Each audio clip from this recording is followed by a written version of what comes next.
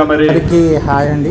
ఇప్పుడు కొన్ని పెద్దలందరూ కూడా అనేక రకాలైనటువంటి ఆఫీసులో తీర్మానాలు కూడా వారి ద్వారా ప్రవేశపెట్టడం జరిగింది. ఏదైతే వేవర్స్ కు సంబంధించినటువంటి అంశం ఒకటి మాట్లాడడం జరిగింది. గత 5 సంవత్సరాలు వైసీపీ ప్రభుత్వం ఎక్కడా కూడా వేవర్స్ సొసైటీకి సంబంధించి ఎక్కడా కూడా పట్టించుకున్నటువంటి పాపం పోలేదు. మన గవర్నమెంట్ వచ్చిన తర్వాత వేవర్స్ కు సంబంధించి 5 కోట్ల రూపాయలు నిధులు శాంక్షన్ చేయడం జరిగింది. మీ ద్వారా తెలియజేసుకుంటాను. ఎందుకంటే వాళ్ళందరికీ కూడా నేను మినిస్టర్ గారితో కూడా ఈ అంశాన్ని పలుమార్లు మాట్లాడటం, అలాగే ఒక రిప్రజెంటేషన్ కూడా ఇవ్వడం జరిగిందని కూడా మీ అందరికీ కూడా తెలియజేస్తా ఉన్నాను.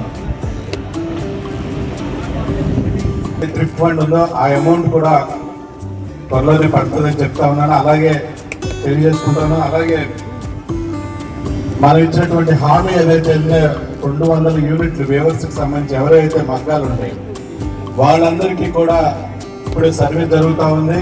త్వరలోనే వేవర్స్ అందరికీ కూడా మరి ఉచిత కరెంటు 200 యూనిట్లు ఎవరైతే ఉంటారో ఆ లోపు ఉన్నటువంటి ప్రతి ఒక్కరికి కూడా ఉచిత కరెంటు ఇవ్వడం జరుగుతూ ఉందని కూడా మీ అందరికీ కూడా తెలియజేస్తా ఉన్నాను. తప్పకుండా రానున్న రోజుల్లో అభివృద్ధి సంక్షేమ కార్యక్రమాలతో తప్పకుండా మన రాష్ట్రం ముందుకెళ్తుంది, స్వర్ణాంధ్రప్రదేశ్ అవుతుందని కూడా మీ అందరికీ తెలియజేస్తా ఉన్నాను. నారా చంద్రబాబు నాయుడు గారు ఈ రోజున మరి అమరావతి గత 5 సంవత్సరాల్లో ఎక్కడా కూడా రాజధాని ఒక్క బిల్డింగ్ కూడా కట్టలేదు, ఒక ఇటీరాయి ముక్క కూడా వేయలేదు.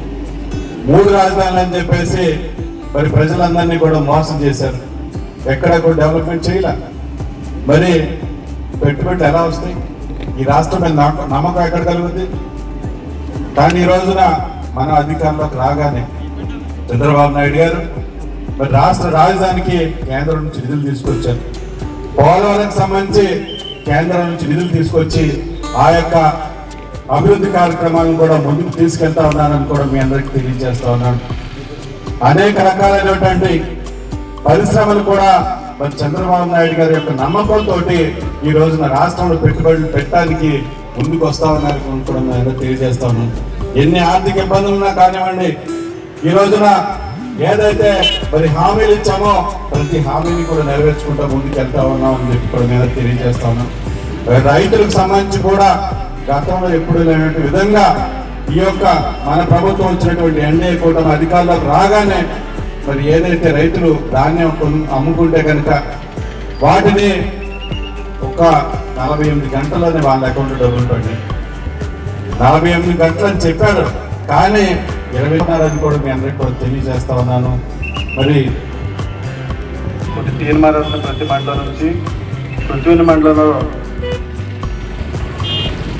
కరకట్ట ఏదైతే కొంత పెండింగ్ ఉందో ఆ కరకట్ట నిర్మాణం, అలాగే వ్యాపారంగానికి సంబంధించి ఏదైతే మనం హామీ ఇచ్చామో జొన్నాల రేవు వంతుని ఏదైతే ఉందో దాన్ని నిర్మాణం, అలాగే రామరాజుపాలెం కాలంపై కోకనారాయణపాలెం తొలగించడం, ఆఫీసు పక్కనే భోజనాలు కూడా ఏర్పాటు చేశారండి. మీటింగ్కి వచ్చిన వాళ్ళందరికీ కూడా ఇక్కడ భోజనం సదుపాయం కూడా ఏర్పాటు చేశారండి. వీళ్ళందరూ కూడా ఇక్కడ భోజనం కోసం వెయిట్ చేస్తున్నారు. మరి కొద్దిసేపట్లో ఇక్కడ స్టార్ట్ అవుతుందండి. భోజనాలు ఏర్పాటు చేయడానికి ఇక్కడ ఆటోలో భోజనాలు కూడా వచ్చేసినాయండి. అవన్నీ కూడా ప్రిపేర్ చేసి ఇక్కడికి తీసుకొచ్చారండి. ఇదిగోనండి, అందరూ కూడా ఇక్కడ భోజనం కోసం ఎదురు చూస్తున్నారు. మరి కొద్దిసేపట్లో కూడా ఆ కార్యక్రమం కూడా స్టార్ట్ అవుతుంది. ఇదిగోనండి, అందరూ దింపుచుతున్నారండి.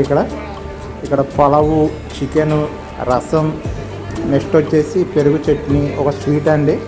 భోజనాలు కావాల్సినవన్నీ కూడా బాగా చేయించారు. ఇక్కడ చూశారు కదా, అందరు క్యూ లైన్లో నుంచున్నారు.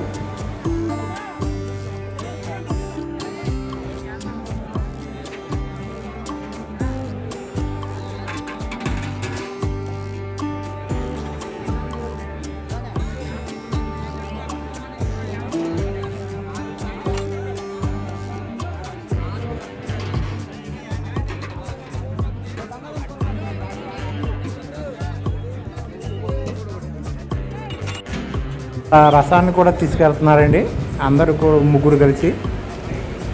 మిగతా అన్నీ కూడా వీళ్ళు క్యాటరింగ్ చేసేవాళ్ళు అన్ని సామాన్లలో కూడా ఈ తయారు చేసిన ఫుడ్ని అంతా కూడా షేర్ చేసేసి ఇంకా లోపల తీసుకెళ్తున్నారండి వాళ్ళకి వడ్డించడానికి.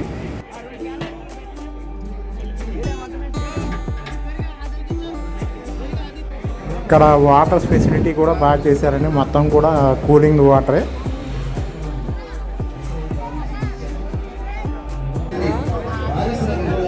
మీటింగ్కి వచ్చిన కార్యకర్తలు అందరూ కూడా ఇక్కడ ఉన్నారండి. ఇదిగోండి పెద్ద పెద్ద పందిళ్ళు వేశారు ఇక్కడ. చాలా బాగానే చేశారండి కార్యక్రమాన్ని. మినీ మహానాడు అండి పెడంలో చేస్తున్నారండి టీడీపీ ఆఫీస్ దగ్గర.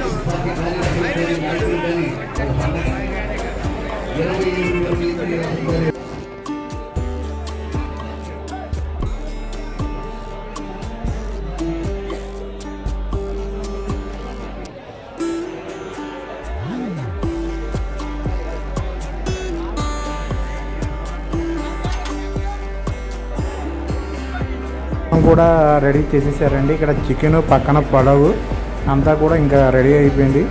ఇంకా వడ్డించడానికి రెడీ అవుతున్నారండి.